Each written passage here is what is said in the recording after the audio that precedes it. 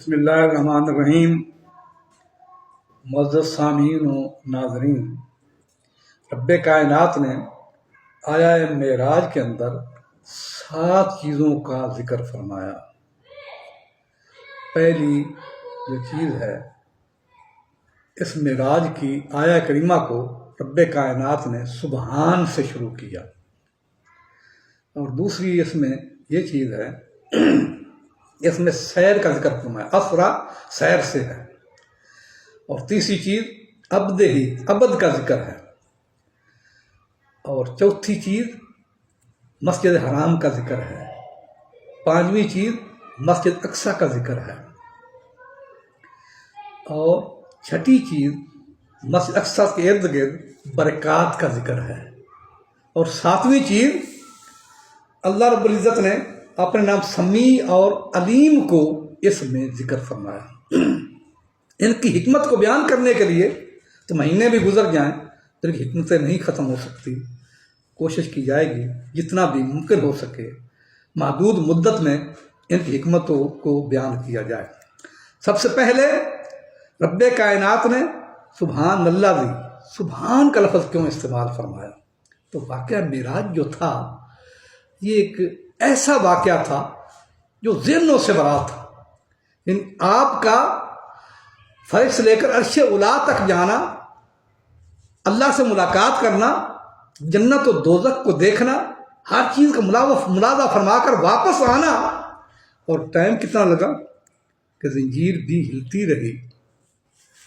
اور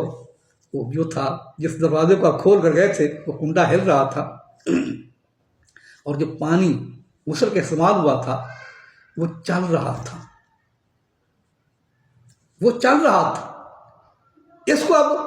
ذہن تسلیم نہیں کرتے تھے، اور اس لیے بڑا وبال بھی ہوا کہ جب ابو جہل کو مشرکین کے طبقوں کو یہ پتہ چلا، معراج کا سنا، تو اچھلنے لگے، خوش ہوئے، کہتے ہیں یہ تو کوئی بھی نہیں مانے گا، یہ تو ان کا یار جو ہے صدیق وہ بھی نہیں مانے گا اس بات کو۔ چنانچہ سارے مل کے صدیق اکبر رضی اللہ تعالی عنہ کے پاس جاتے ہیں۔ ابھی تک صدیق اکبر کو، اپنے یار غار کو، آپ نے معراج کا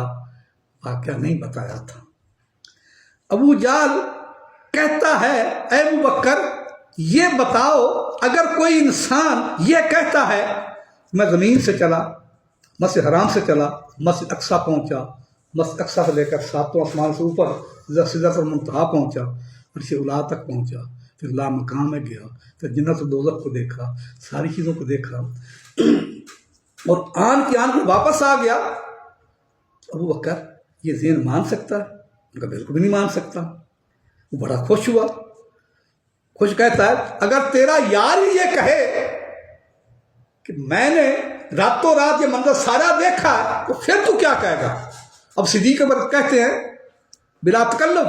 اگر میرے یار نے کہا ہے تو آمنا و صدقنا، میں ایمان بھی لاتا ہوں اور اس کی تصدیق بھی کرتا ہوں کہ میرے یار نے سچ کہا ہے، میرا یار جو ہے وہ آن کے آن گیا بھی ہے اور واپس بھی آیا ہے۔ اس لیے رب کائنات نے یہ اپنا نام ذکر کیا، اور ابو جہل کو یہ پتا تھا کہ آپ نے مسجد اقصی تو دیکھی نہیں ہے۔ پھر دوسرا وار کرتا ہے